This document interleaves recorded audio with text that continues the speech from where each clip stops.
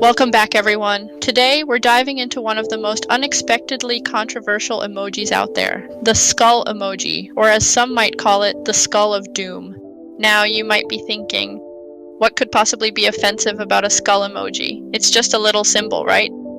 But as we've seen in recent events, the skull emoji has sparked its own mini wars on social media platforms, leaving quite a few casualties along the way.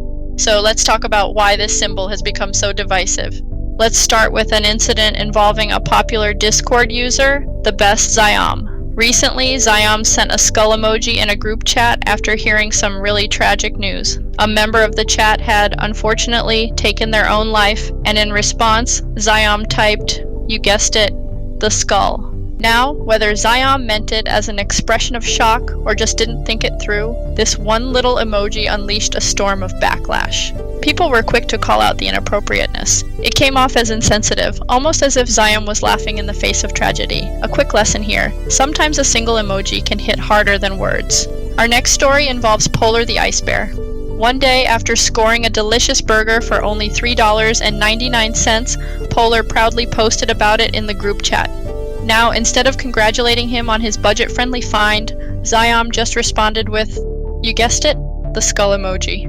Now, for Polar, that wasn't a funny reaction. He saw it as a form of protest, as if Zyam was implying, oh no, not that cheap burger again. Polar felt like his burger celebration had just died on the spot. The skull emoji went from I'm dead to your meal is dead to me. Polar wasn't thrilled. And finally, let's talk about the tragic case of Zyam and his crush, Tefatir.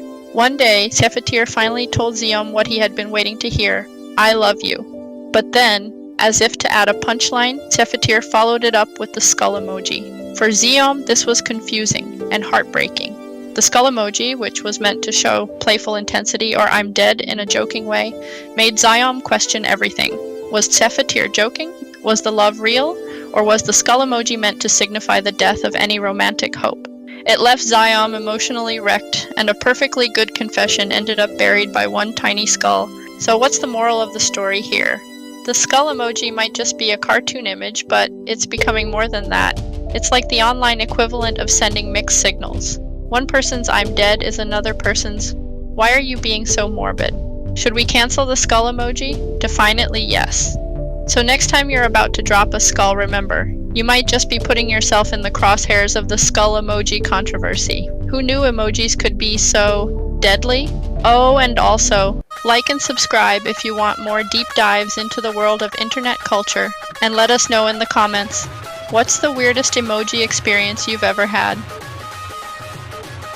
Fuck you, dude. Fuck you, dude. I know, but Scott, you got banned!